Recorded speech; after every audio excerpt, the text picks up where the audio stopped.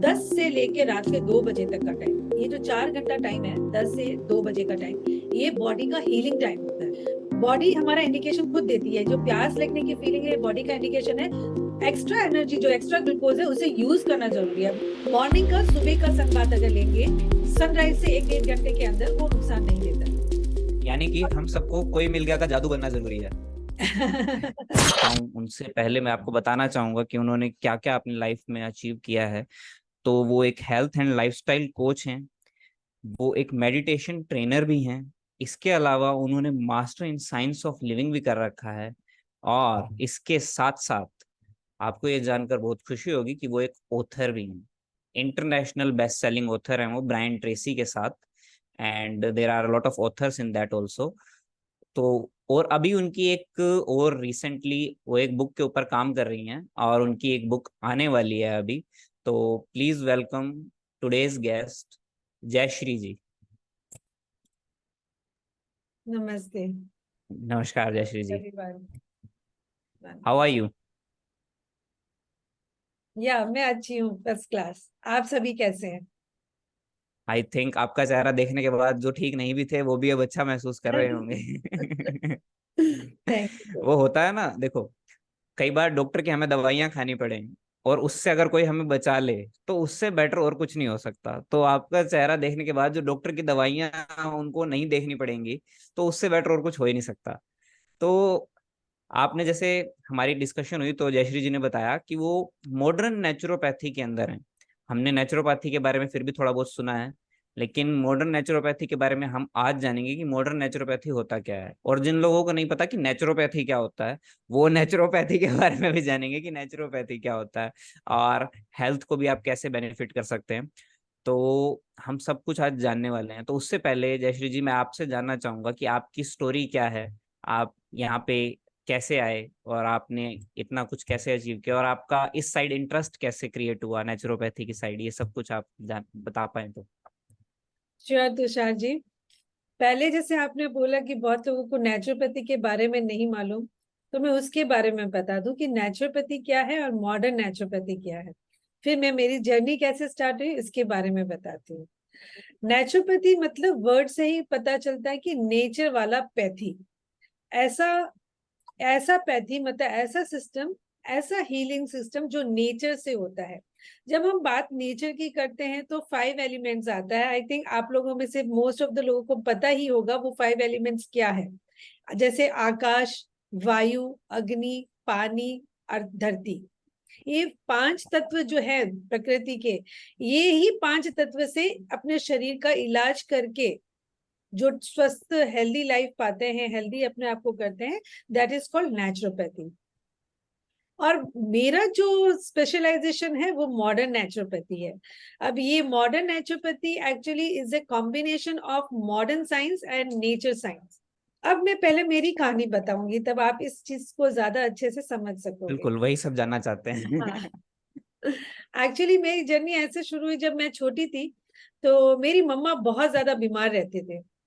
इतने ज्यादा बीमार रहते थे कि जब हम बच्चे स्कूल से आते थे तो स्कूल से आते ही हम शूज नहीं खोलते थे, बैग नहीं उतारते थे, सीधे जाते थे रूम में मम्मा को देखने कि वो जिंदा तो है ना। उनको जब देखते थे हाँ जिंदा है, हम लोगों को सांस आता था, ग्रेट रिलीफ। तो आप समझ सकते हो कि एज ए चाइल्ड हम बच्चों के ऊपर वो कौन सा किस ट्रॉमा का टाइम हमारा रहा होगा, कैसे मेंटल प्रेशर से हम गुजरे होंगे।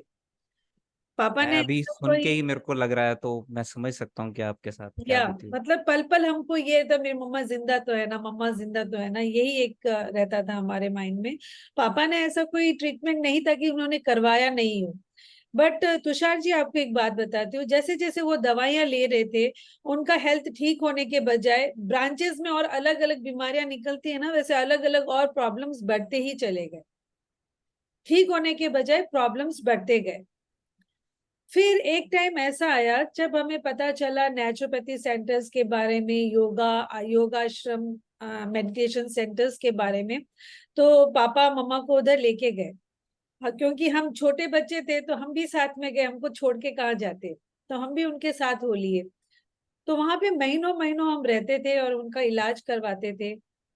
उनका जो ट्रीटमेंट चलता था वो हम भी करते थे। हमारा प्रैक्टिकली वो एक तरह से जो नॉलेज है वो प्रैक्टिकली हमने करना शुरू कर दिया था। और मुझे बताते हुए बहुत खुशी होती है, आज के टाइम में मेरी मम्मा 100% ठीक है, स्वस्थ है। और स्वस्थ तो है ही, साथ ही साथ वो योगा और मेडिटेशन के सीनियर ट्रेनर्स भी हैं, जो काफी बहुत सारे लोगों की लाइफ में वैल्यू ऐड करते हैं, उनके लाइफ में जो प्रॉब्लम्स है उनको ठीक करते हैं मेडिटेशन के द्वारा। तो वो भी एक फैब्युलस, अचीवमेंट फैब्युलस। है। या she is a influencer. Media में नहीं है, रियल लाइफ इन्फ्लुएंसर है। अभी ये जो प्रैक्टिकल नॉलेज से मैं बड़ी हुई, बड़े होने के बाद मेरी शादी हो गई, बच्चे हो गए, और जैसे जैसे परिवार बढ़ता गया, जिम्मेदारी बढ़ती गई, कहीं ना कहीं मैं अपने आप को भूलती चली गई, अपना ख्याल रखना छोड़ दी। तो इस बीच क्या हुआ, मैं भी बहुत सारे हेल्थ इश्यूज में मुझे भी हो गए। अब मैं हेल्थ इश्यूज के नाम बोलूंगी तो लगेगा इतने सारे हेल्थ प्रॉब्लम्स थे आपको। मुझे डायबिटीज हो गया था, बीपी का प्रॉब्लम हो गया था, एलर्जी प्रॉब्लम, थायराइड की इश्यूज हो गई थी, फैटी लिवर प्रॉब्लम, एक्जिमा, बहुत सीवियर एक्जिमा जो स्किन का प्रॉब्लम होता है, और बहुत सारे डेफिशिएंसीज, विटामिन डी, सी, B12। वो बोलते हैं ना, एक बीमारी आती है ना तो बाकी काफी बीमारी उसे एज ए फ्रेंड सभी चले आते हैं एक के बाद एक। तो कुछ ऐसा मेरे साथ भी हुआ। फिर एक दिन मैंने अपने आप से सोचा कि जिस नॉलेज के साथ मैं बड़ी हुई हूँ, उसके बावजूद भी अगर मैं बीमार हूं तो ये सिर्फ और सिर्फ मेरी गलती है। उस दिन मैंने ही अपने आप का हेल्थ का इंचार्ज लिया कि नहीं, मुझे अपने आप को ठीक करना है, और बिना दवाइयों के ठीक करना है। क्योंकि बचपन में मैंने देखा था मेडिसिन से हेल्थ एक्चुअली ठीक नहीं होता है, एक के बाद दूसरी बीमारी, दूसरे से तीसरी ट्रांसफर होती जाती है, बट प्रॉब्लम ठीक नहीं होता है। फिर मैंने सोचा जो नेचुरोपैथी का जो पढ़ाई प्रैक्टिकली मैंने ले लिया था नॉलेज, उसका थ्योरिटिकल नॉलेज लेना जरूरी है। बिकॉज अब सीरियस वे में आप जब पढ़ना शुरू करते हो, चीजों को डेप्थ में समझने की कोशिश करते हैं। तो मैंने फिर आज से लगभग 10 साल पहले नेचुरोपैथी की स्टडीज किया। जैसे जैसे पढ़ाई करती गई, अपने ऊपर अपनाती गई, और एक एक बीमारी को ठीक करती चली गई। सेल्फ कॉन्फिडेंस बहुत बड़ा। जो सीख रही थी, जैसे स्वस्थ हो रही थी, वही चीज मैं दूसरे लोगों को भी बताती चली गई।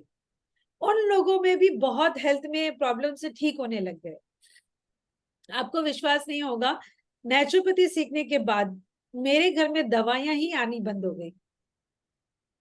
मुझे इस फील्ड आपने में कम से कम केमिस्ट की तो शॉप बंद करवाने का पूरा काम कर ही दिया है। मेरे इस जर्नी में मुझे इतना इंटरेस्ट आया, मुझे लगा ये तो नेचर साइंस का स्टडीज है, let me study more about the modern science क्या बोलता है। फिर मैंने मॉडर्न साइंस की भी स्टडीज की, न्यूट्रिशन डाइटिशियन का भी पढ़ाई किया, डिटेल जाना सब। फिर आफ्टर स्टडिंग बोथ मुझे लगा कुछ चीजें जो नेचुरोपैथी की है, प्रैक्टिकल लाइफ में इसको लंबे समय तक कर पाना मुश्किल होता है। क्योंकि काफी चीजें होती है कि खाली फ्रूट्स खाओ, वेजिटेबल्स खाओ, बहुत सारे लोगों के माइंड में ये भी होता है कि ये मत खाओ, वो मत खाओ, रेस्ट्रिक्शन वाली लाइफ हो जाती है। तो वो थोड़ा प्रैक्टिकल कम लगा। और मॉडर्न साइंस की जो प्रॉब्लम थी, वो कुछ चीजें ऐसी थी जो नेचर के साथ कनेक्ट नहीं थी। तो व्हाट आई डिड, दोनों साइंस का बेस्ट वर्जन लेके, प्रोज और कॉन्स को देख के बेस्ट वर्जन लेके एक बीच का रास्ता निकाला, जिसे मैं नाम देती हूँ मॉडर्न नेचुरोपैथी। ये ऐसा नेचुरोपैथी, मतलब ये ऐसा पैथी है जो हम बचपन से ही खाना खा के बड़े हुए, जो हमारे दादा परदादा खाना खा के बड़े हुए, वही खाने को खाते हुए हम अपने आप को कैसे नेचर के साथ अलाइनमेंट में रख सकते हैं, कैसे अपने आप को ठीक रख सकते हैं, ये मेरा नीश है। और इसके द्वारा ही मैं लोगों के डिजीज रिवर्सिबल करती हूँ।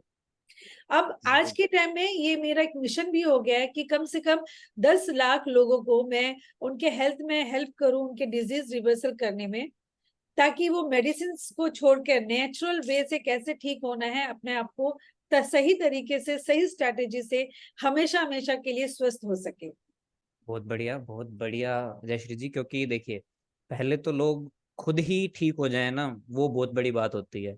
कि अपने आप के ऊपर इतना भरोसा रखना कि बिना मेडिसिन के मैं ठीक हो सकती हूँ। ये बहुत बड़ी बात है, क्योंकि कई बार हमें ना डर आ जाता है कि अगर बाई चांस मैंने मेडिसिन छोड़ दी, और सपोज अगर मेरे को डायबिटीज या ब्लड प्रेशर की कोई प्रॉब्लम है, या फिर आपने बताया और भी काफी सारे इश्यूज रहे आपको, तो बंदा काफी डर जाता है कि अगर मैंने सपोज मेडिसिन छोड़ दी तो कोई सीवियर ना हो जाए कुछ भी। और आजकल कुछ नहीं पता चलता, कुछ भी हो सकता है बड़ी जल्दी। लेकिन उसके बाद आपने कॉन्फिडेंस रखा कि नहीं, मैं ये छोड़ के भी नेचुरोपैथी के रास्ते पे चल के बिल्कुल ठीक हो सकती हूँ। पहले तो इसी के लिए बहुत बड़ा कॉन्फिडेंस चाहिए अपने अंदर कि नहीं ये हो सकता है। और फिर दूसरा मेरे को जो सबसे अच्छी चीज लगी, जो बेस्ट पार्ट लगी, वो ये लगा कि एक बार जब आप ठीक हो गए, तब वो सिर्फ आपने अपने तक रखना ठीक नहीं समझा, आप वो उसको सबको बताना चाहते हो, आगे और लोगों को भी ठीक करना चाहते हो।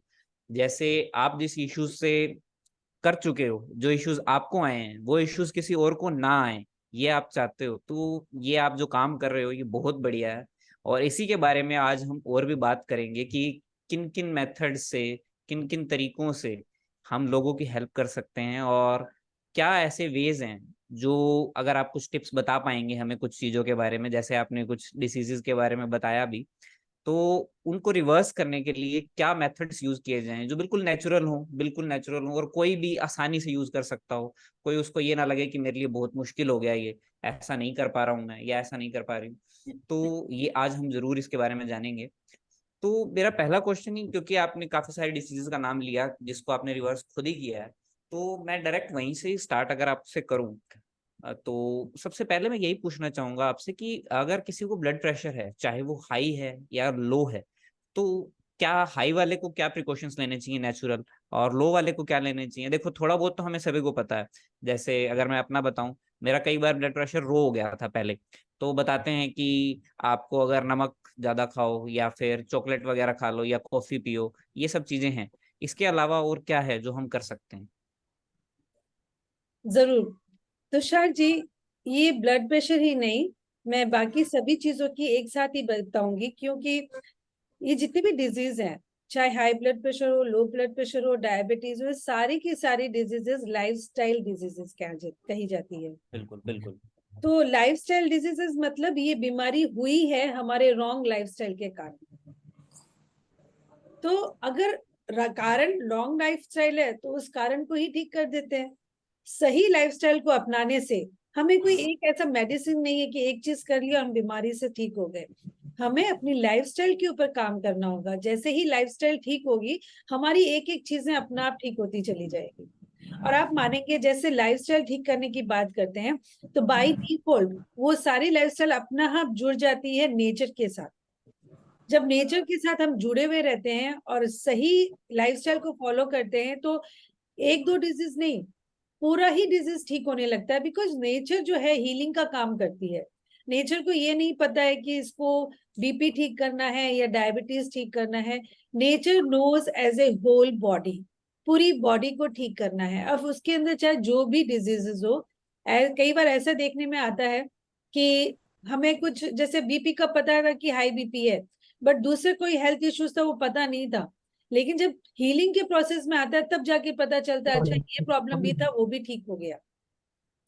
तो मेरा यहाँ कहने का मतलब ये है कि लाइफस्टाइल को ही ठीक करना जरूरी है। It is not a one thing कि हम एक चीज करेंगे और हमेशा के लिए ठीक हो जाएगा। नहीं, हमेशा के लिए ठीक नहीं होगा, टेम्परेरी हो सकता है। उस टाइम हाई बीपी को आप एक बार रोक सकते हो। इमरजेंसी के टाइम अगर हाई बीपी को अगर रोकना है तो उसके लिए एक टिप्स देती हूँ। आप 21 बार नाक से सांस लीजिए लंबा, और मुंह से नाक गर्म हवा को छोड़िए। ये 21 बार करना है। ऐसा करते ही आपका बीपी जो है नॉर्मल में आने लग जाता है। नंबर कितनी टू। इजी टेक्निक बताई आपने। हाँ, नंबर टू, पुदीना। पुदीना आपने सुना है ना, पुदीना, मिंट। ना 100% मिंट हर एक के लीफ, घर में मिल जाता है। या पुदीने के पत्ते को धो के उसमें कुछ मसाला, मिर्च मसाला, नमक कुछ मिलाना नहीं है। जस्ट पुदीने के पत्ते को धो के उसकी एक चटनी बना के रख लीजिए। जब भी ऐसा लगे बीपी हाई का प्रॉब्लम जिनको होता है, उनकी बीपी हाई हो जाती है, तो उस 2 चम्मच चटनी को एक गिलास, छोटा एक गिलास पानी में मिक्स करके उसको पी जाइए, या चटनी को खा के पानी पीजिए, वॉट एवर जो कन्वीनियंट हो। इससे भी इमीडिएटली बीपी में आपके आराम मिलेगा। ये क्या है, टेम्पररी रिलीफ है। ये सब चीजें मैं ये नहीं कहूंगी परमानेंट इलाज होगा। परमानेंट इलाज के लिए लाइफ स्टाइल को ठीक करना जरूरी है। तो फिर हम उसी पे ही चलते हैं, क्यों अपना टाइम वेस्ट करें। आप बताइए कि ऐसा क्या है लाइफस्टाइल को हमें किस टाइप से चेंज करना चाहिए कि जिससे हमें ये बीमारियां हो ही ना, और अगर किसी को हो चुकी हैं तो भी वो कैसे रिवर्स होनी शुरू हो जाए। एज ए मॉडर्न नेचुरोपैथी मैं ये बोलूंगी, आज का जो मॉडर्न लाइफस्टाइल है, आप तुषार जी ध्यान से देखिए, हम नेचर से धीरे धीरे डिस्कनेक्ट होते जा रहे हैं। बिल्कुल। नेचर में हम जाना पसंद ही नहीं करते। अगर मान लो सपोज करो हमें थोड़ी दूर भी अगर जाना हो ना, अगर नेचर की बात करूं तो सपोज पार्क में तो जाने का किसी के पास टाइम है ही नहीं, कोई जा ही नहीं पाता। और दूसरा, अगर कोई बाई चांस वॉकिंग की भी मैं बात करूं, थोड़ा बहुत अगर नेचर से कनेक्ट होने का मौका मिलता है वॉकिंग के दौरान, तो मुझे लगता है वॉक भी हम बहुत कम करते हैं, हम व्हीकल्स का यूज करते हैं। घर से थोड़ी दूर भी जाना हो तो हम टू व्हीलर पे चले जाएंगे, और अगर थोड़ा ज्यादा दूर जाना हो तो मोस्टली लोग प्रेफर करते हैं फोर व्हीलर्स पे या फिर पब्लिक ट्रांसपोर्ट की थ्रू हम जाते हैं। बिल्कुल वॉकिंग तो खत्म हो गई है। मेरे को लगता है कि नेचर से जो कनेक्ट हम कर पाते हैं बहुत कम हो गया है, बहुत ही कम हो गया है। सही, बिल्कुल सही। साथ में और भी ऐड कर दूं, 5 एलिमेंट्स को ही लेके बात करती हूँ। आज हम सन से दूर हो रहे हैं। एक तो सुबह उठने का पैटर्न रॉन्ग हो चुका है कि हम देखते ही नहीं है कि सूरज कैसे उगता है, सनराइज ही नहीं देख पाते हैं। और सनसेट बाद वो देखते में हैं ना आजकल हम। सनसेट देखते हैं, बट सनराइज, सुबह का सूरज जो उगता है उसकी जो रश्मियां होती है वो जरूरी है हमारे हेल्थ के लिए।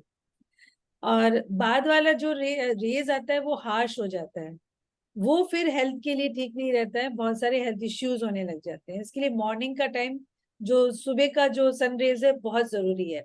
अगर इन केस सुबह नहीं ले सकते हैं, फर्स्ट प्रेफरेंस सुबह का है, तो शाम को सनसेट के पहले भी हम सनरेज ले सकते हैं। सन बाथ जो बोलते हैं वो बहुत जरूरी पार्ट है। मैं सन बाथ नहीं, सन फूड बोलती हूँ उसको। जो हम खाना खाते हैं उससे ज्यादा जरूरी हमें सन फूड लेने का है।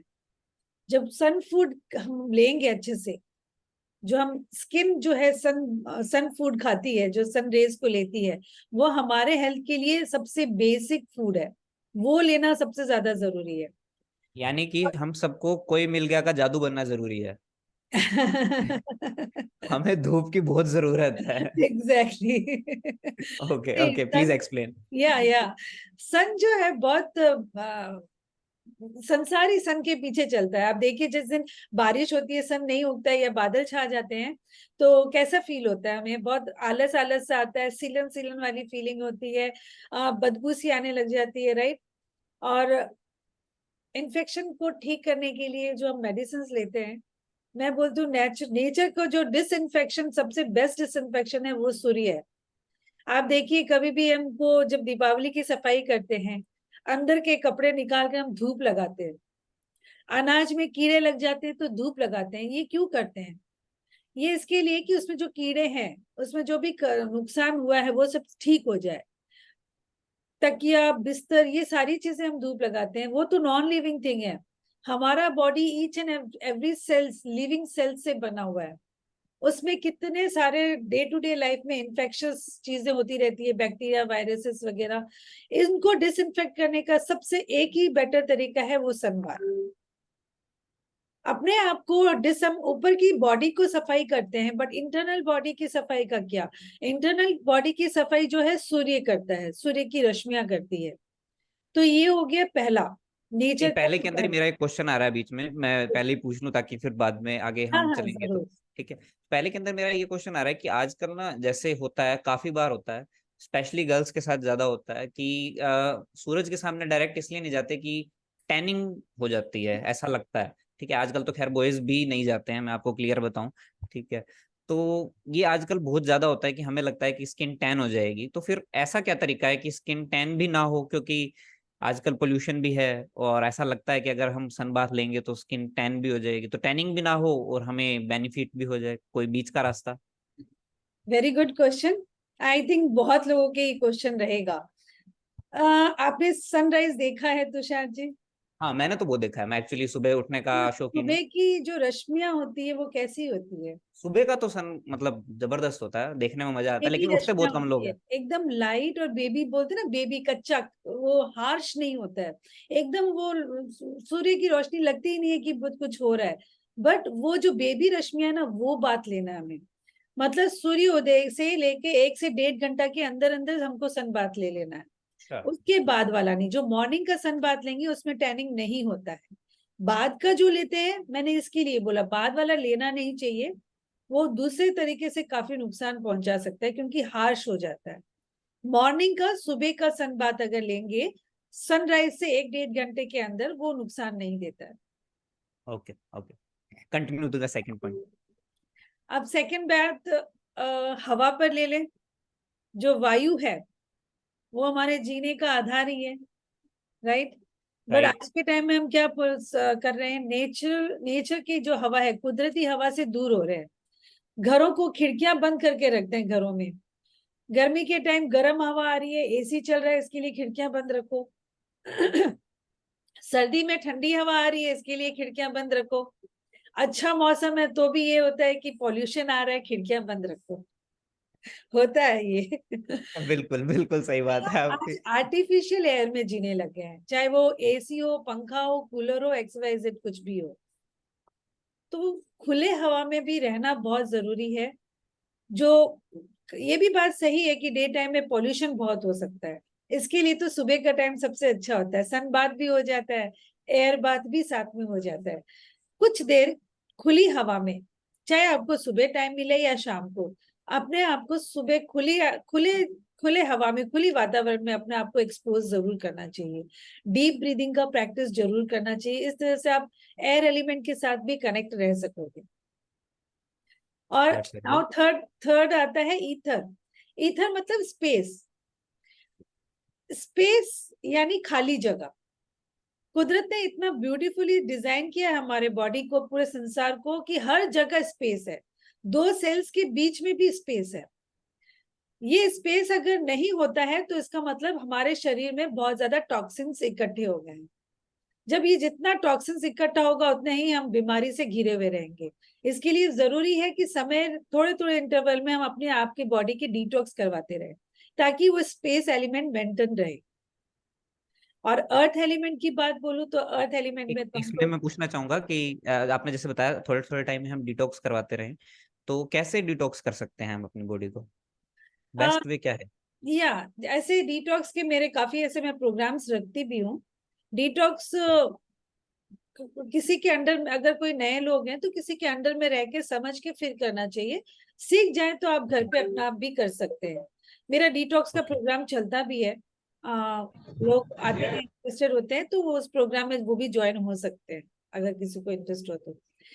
डिटॉक्स का मतलब बेसिकली यही होता है, बॉडी को रेस्ट देना।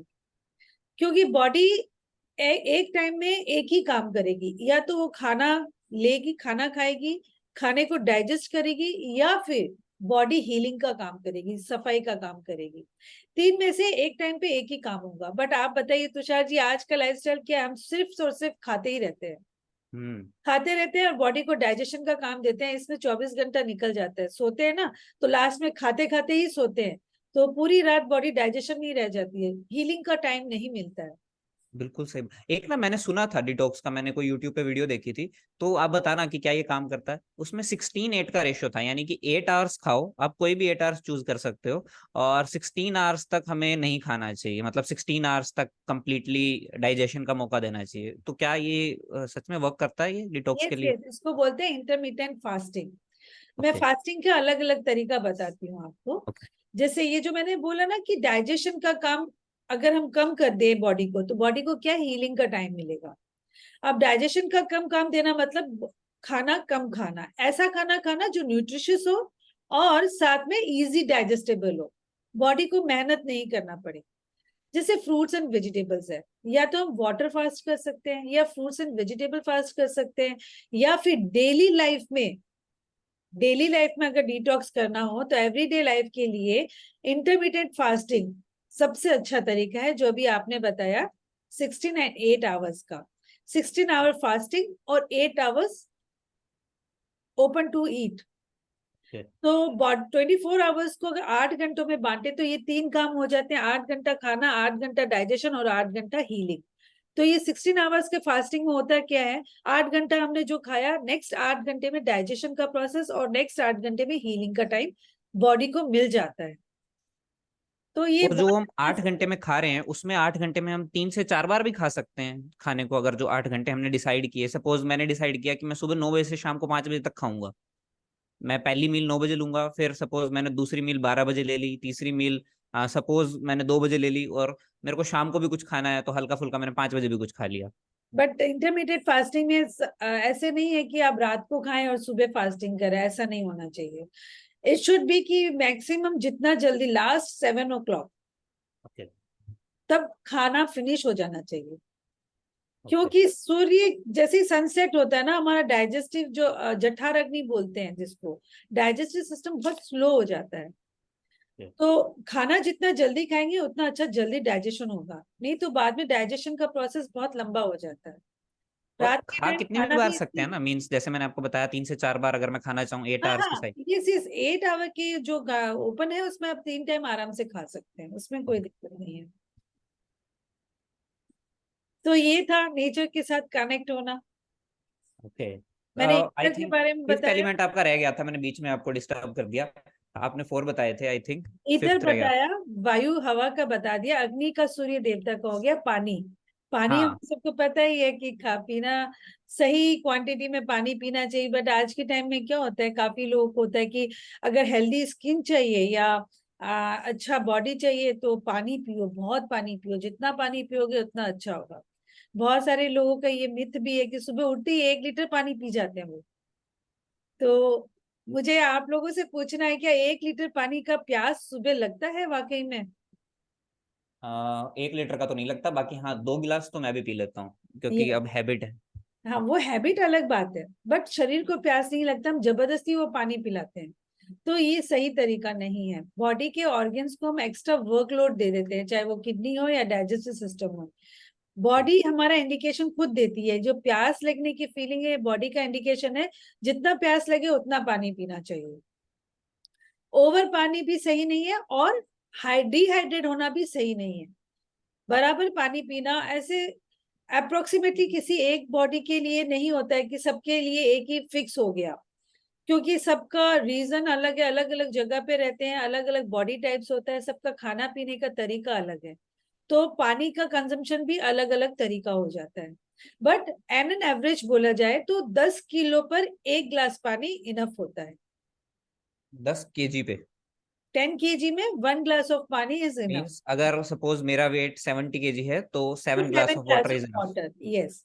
और ऐसे दूसरे भाषा में कहे तो 2.5 से 3 लीटर पानी इनफ होता है, उससे ज्यादा पानी नहीं लेना चाहिए। ओके। ये मैन और वुमेन दोनों के लिए सेम है? सबके लिए है। ये मैंने एवरेज में एक कॉमनली बोला है। अगर बहुत ज्यादा स्पेसिफिक करेंगे तो उनकी डाइट भी देखनी पड़ेगी। जो अनाज ज्यादा खाते हैं उनको पानी ज्यादा चाहिएगा, और जो रॉ वेजिटेबल्स एंड फ्रूट्स ज्यादा खाते हैं वो पानी, उनका पानी कम चलेगा, बिकॉज फ्रूट्स एंड वेजिटेबल्स में एक्चुअल वाटर रिच फूड है।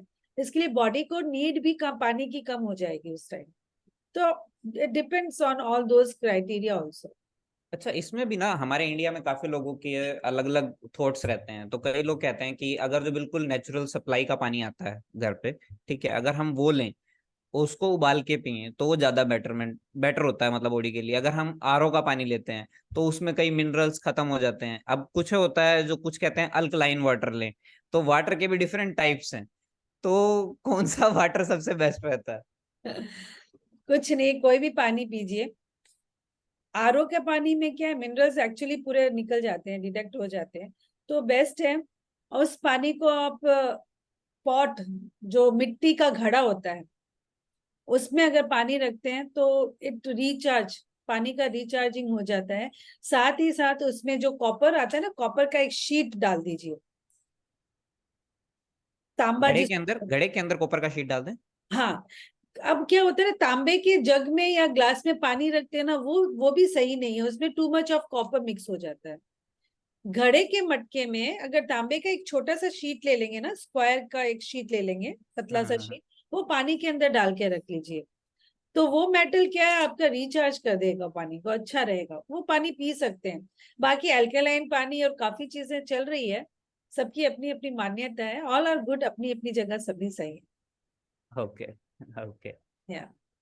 ओके, तो अब हम आपसे ना थोड़ा हेल्थ के बारे में अलग चीजों के बारे में पर्टिकुलर बात करेंगे कुछ कुछ, ठीक है। जैसे आपने कुछ 5 एलिमेंट्स तो आपने क्लियर बता दिए कि लाइफस्टाइल को अगर आपको बेटर करना है तो इन 5 एलिमेंट्स के ऊपर तो काम करना ही पड़ेगा। हम्म। लेकिन सपोज अगर कि हमारा लाइफस्टाइल आज से हम सुधारने लगेंगे और आगे हम सुधारेंगे, ठीक है, लेकिन किसी को पहले से कुछ प्रॉब्लम्स हो चुकी हैं या फिर किसी को कुछ प्रॉब्लम स्टार्ट हो रही हैं, जैसे अगर मेरे को अभी माइंड में अगर आ रहा है सबसे पहले, तो एक फ्रेंड है, उसका हेयर फॉल हो रहा है बहुत ज्यादा।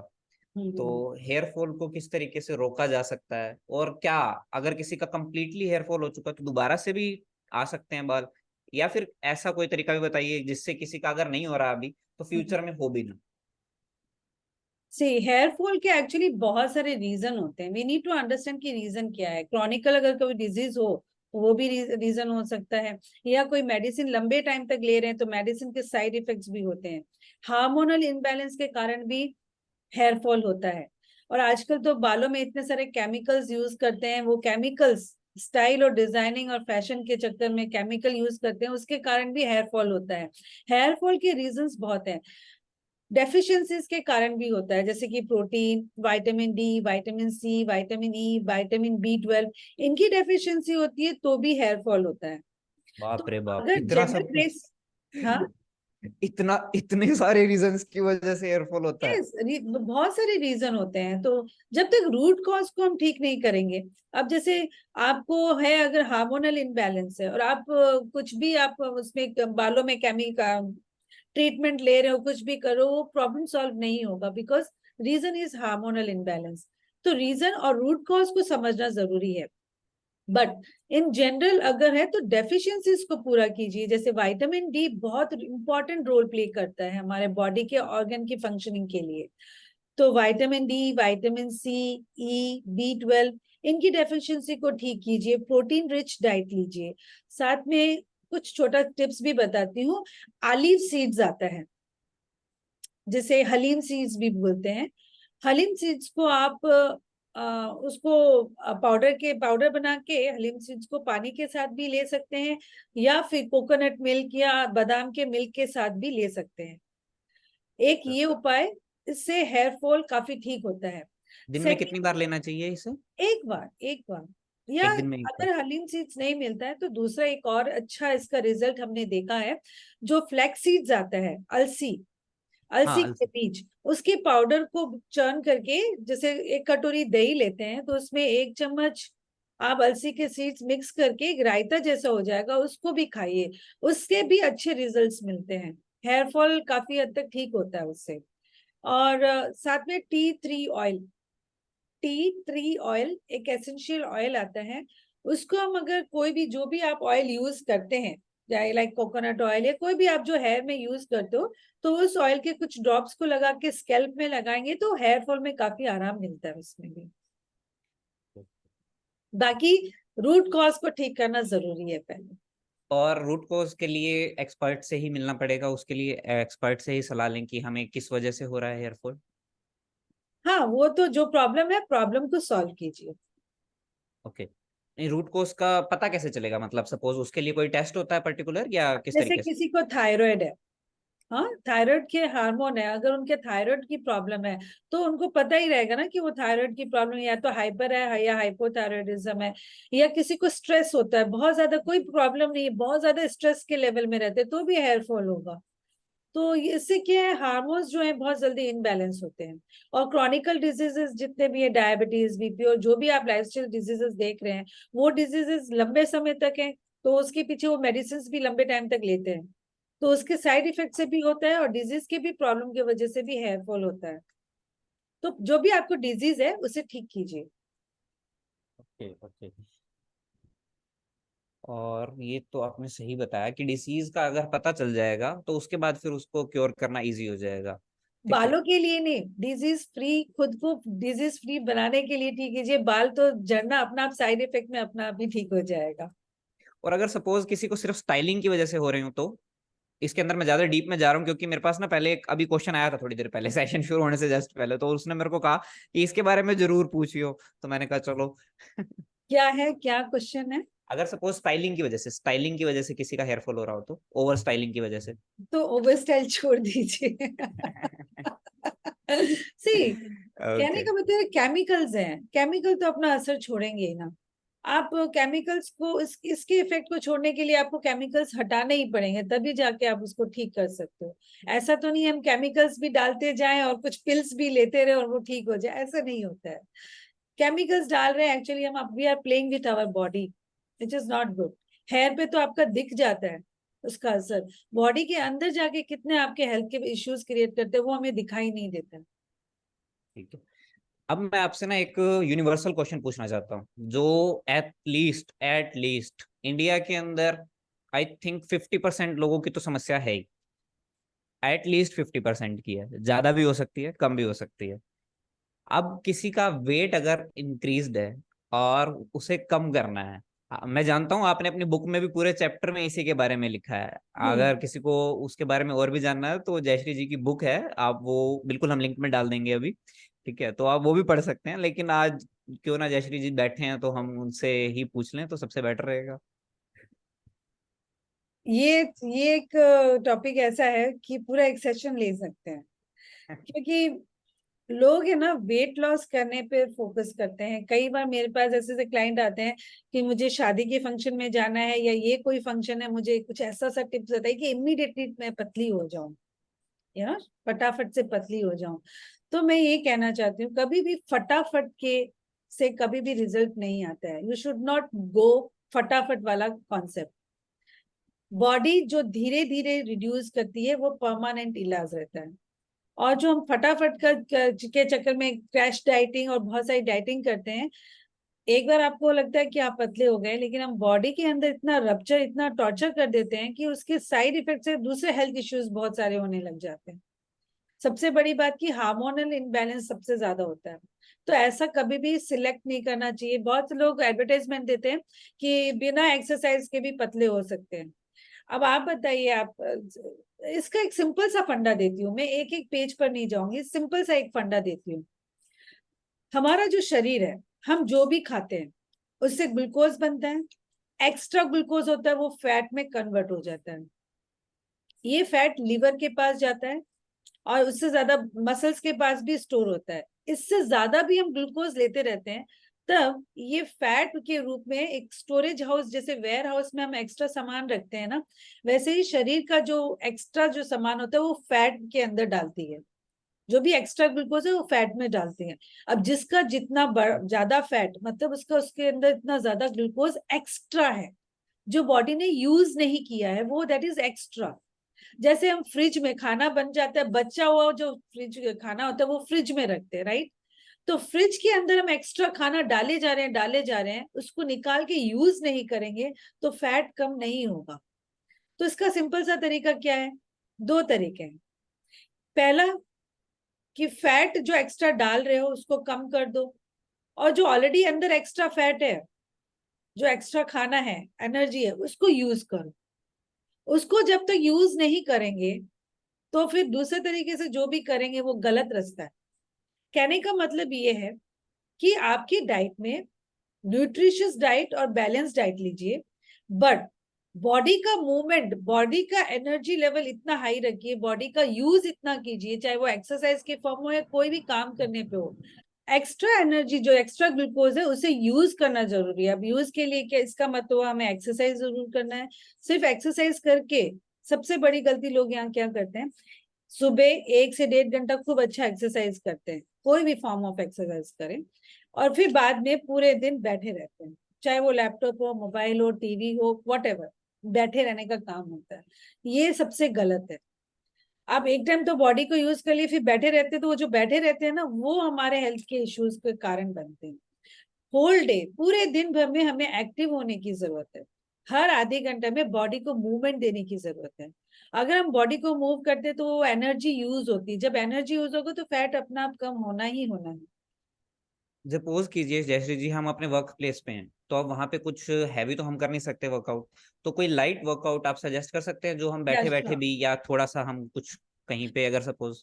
अभी क्या होता है, जैसे मैंने कहा आधी घंटा में कीजिए, आधे से पौन घंटा में क्या कीजिए, आप थोड़ा सा ब्रेक लेके 10 चक्कर काट के आ सकते हो, 10 चक्कर निकाल लीजिए। मतलब वॉकिंग कर लीजिए, या फिर वो वॉकिंग का स्पेस नहीं है तो आप खड़े होके भी ताड़ासन या स्ट्रेच करना है, हाथ पैर को हिलाना है, राइट लेफ्ट बॉडी को मूवमेंट दे दीजिए। अगर जगह है तो एक सूर्य नमस्कार कर लीजिए, और कुछ भी नहीं है तो थोड़ी देर खड़े होके काम कर लीजिए। जो बैठे बैठे कर रहे हैं काम, थोड़ी देर खड़े होके कर लीजिए, 15-20 मिनट थोड़ा खड़े होके कीजिए। इससे भी क्या हो, जब हम खड़े रहते हैं एनर्जी यूज होता है, उसमें भी वो बॉडी का मूवमेंट हुआ। और कुछ नहीं तो खड़े होके हम जंपिंग जैक्स कर सकते हैं, या थोड़ा सा रनिंग कर सकते हैं खड़े खड़े। कोई भी फॉर्म ऑफ मूवमेंट होना चाहिए, बस बैठे मत रहिए। मीन्स कि आपको ना अपने वर्किंग प्लेस में शर्माने की जरूरत नहीं है, ये बॉडी आप ही की है। ये इन्फ्लुएंसर लोगों हाँ, को भी बताइए कि इट इज नीडेड।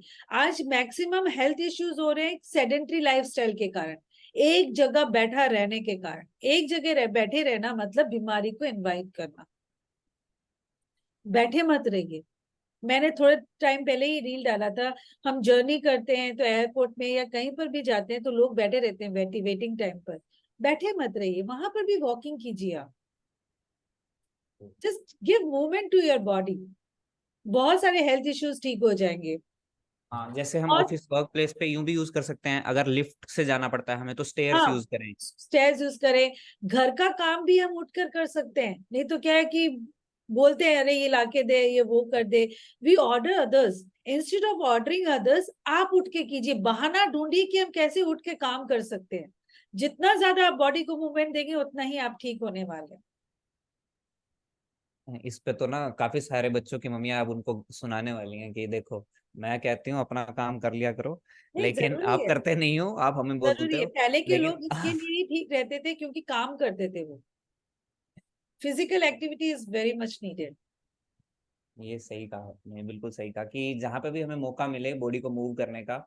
अब जैसे बीच में ना एक क्वेश्चन आया, अर्चना जी ने एक क्वेश्चन पूछा है कि हम कॉफी कितनी बारी पी सकते हैं दिन में। पीना जरूरी है क्या? कॉफी या चाय, कैफीन है। कैफीन की चीजें हमारे शरीर के लिए एक्चुअली सही नहीं है। ये न्यूट्रिएंट्स के अब्जॉर्प्शन में रुकावट पैदा करती है। जो हम अच्छा खा भी लेते हैं, बहुत लोग अच्छा नाश्ता करते हैं फिर कॉफी पी लेते हैं, तो ये न्यूट्रिशन अब्जॉर्प्शन जो भी खाया सब वेस्ट हो जाता है। वंस इन ए वाइल शौकिया रूप से एक बार कभी पी लिया it's okay, but daily routine के हैबिट से एक्चुअली आदत डालनी ही नहीं चाहिए। I will never suggest.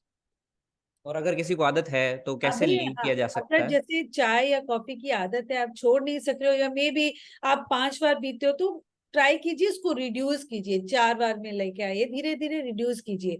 अगर आपको चाय कॉफी पीना ही है तो ब्रेकफास्ट के 1 घंटे बाद आप पी सकते हैं। बट ब्रेकफास्ट जैसे लिया, ब्रेकफास्ट के इमीडिएटली चाय कॉफी पी लेते हैं, again it is not a good practice. Give a break of 1 hour. और मैंने ये भी सुना है, आप थोड़ा ज्यादा अच्छे से बता पाएंगे, कि अगर हम सपोज इवनिंग में या नाइट में कंज्यूम करते हैं ऐसी कोई भी चीज, तो स्लीपिंग में भी प्रॉब्लम आती है, ऐसा कुछ। यस यस, कैफीन से क्या नींद, स्लीप पैटर्न डिस्टर्ब होता है। पहले छोटे में आप ध्यान दिए होंगे कि नींद आ रही है, चलो कॉफी या चाय पी लो, नींद उड़ जाएगी तो हम पढ़ाई अच्छे से कर लेंगे। क्यों करते थे? बिकॉज जो मेलाटोनिन हार्मोन्स है जो नींद दिलाती है, वो हार्मोन्स डिस्टर्ब हो जाते हैं, जागृत अवस्था में आ जाते हैं। तो अगर कॉफी पीना है तो लास्ट 4 बजे के बाद तो कैफीन लेना ही नहीं चाहिए, चाहे वो चाय हो या कॉफी हो। Last 4 o'clock, that's it. बहुत अच्छा बताया आपने। डिस्कस करने के लिए तो मेरे पास बहुत सारे क्वेश्चंस हैं जयश्री जी, बट मुझे लगता है कि एक सेशन के लिए वो काफी लंबा हो जाएगा।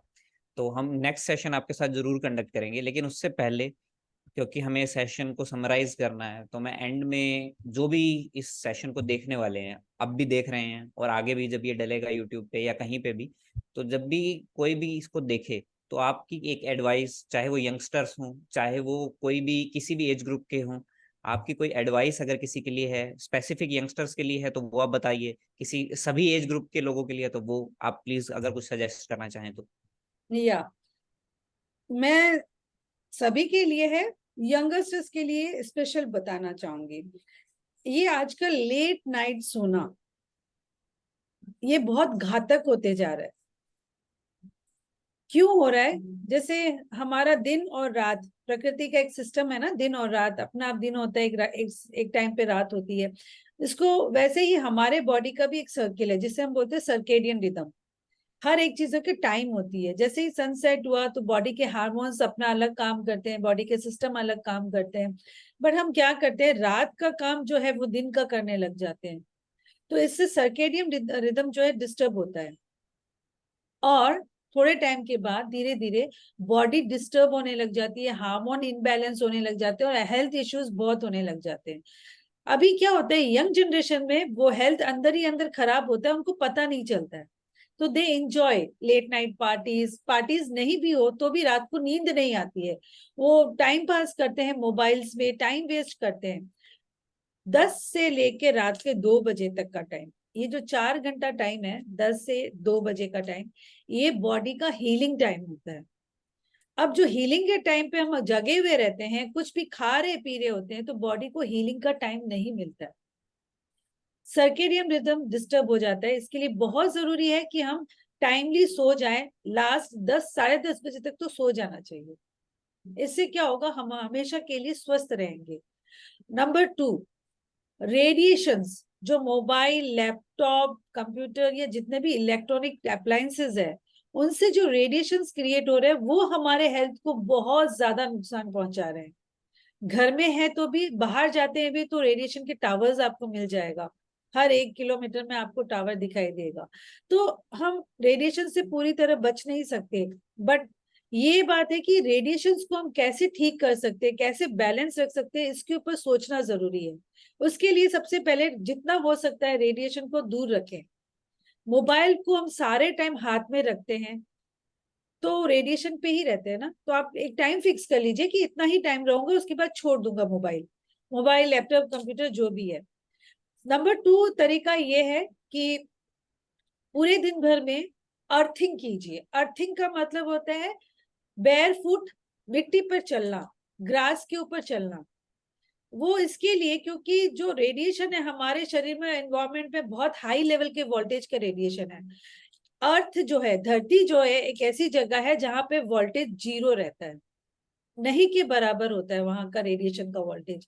तो हमारा कनेक्शन जैसे ही अर्थ के साथ होता है तो हमारे बॉडी का रेडिएशन भी ऑटोमेटिकली कम हो जाता है। तो अगर ये प्रैक्टिस करेंगे तो क्या होगा, बैलेंस, थोड़ा सा बैलेंस क्रिएट हो पाएगा। नहीं तो रेडिएशन की वजह से आज के टाइम में बहुत ज्यादा सीवियर सीवियर हेल्थ इश्यूज सामने आ रहे हैं। यहाँ तक कि नपुंसकता होना, बर्थ नहीं दे पाना, या इम्पोर्टेंसी जिसको बोलते हैं, वो प्रॉब्लम हो जाना तक भी, कैंसर, मतलब बड़े बड़े इससे बहुत सारे हेल्थ इश्यूज होते हैं। मैं 1 या 2 बात बताई हूँ, बहुत ज्यादा हेल्थ इश्यूज हो रहे हैं, तो ये बहुत हाई टाइम है, वी नीड टू अंडरस्टैंड कि रेडिएशन को कैसे कम करें। रेडिएशन से एक और बात याद आई, शंघाइट करके एक पत्थर आता है, स्टोन आता है, क्या नाम बताया आपने? सेंघाइट। आप चैट बॉक्स में स्पेल कर सकते हैं? 1 मिनट मैं लिख देती हूँ। वो आपको कहीं से मिल जाए तो वो भी रेडिएशन को पकड़ कर होल्ड करता है। रेडिएशन को ज्यादा मोबाइल के पीछे लगा के देखिएगा तो उससे रेडिएशन ज्यादा जनरेट नहीं होगी, वो होल्ड कर लेता है रेडिएशन को। तो ये भी एक अच्छा तरीका है। जैसे आपने बेयर फुट का बताया जयश्री जी, अगर सपोज कोई, हम पार्क में नहीं जा सकते सभी लोग, हाँ ग्रास के ऊपर नहीं जा सकते, तो घर के अंदर भी बेयर फिट रहना फायदेमंद है? बेयर फुट हाँ, घर के अंदर? घर पे भी आजकल लोग चप्पल पहनने लगे हैं, लेकिन अगर टाइल्स के ऊपर चलेंगे तो कोई फर्क नहीं पड़ेगा। अब प्लेन मार्बल है, ये ग्रेनाइट है, या पहले के जो होते ना, वो क्या बोलते, ग्रेनाइट ही बोलते थे क्या, पत्थर पत्थर के से जो होते थे, जो नेचर का जो चीज पार्ट है, उसके ऊपर चलेंगे तो भी फायदा होगा, because it is a part of earth. But tiles जो है वो फैक्ट्री से बनकर आती है, तो वो काम नहीं करेगा। Who has come here for joining this session and to make this session very good and great. Thank you. Thank you, everyone.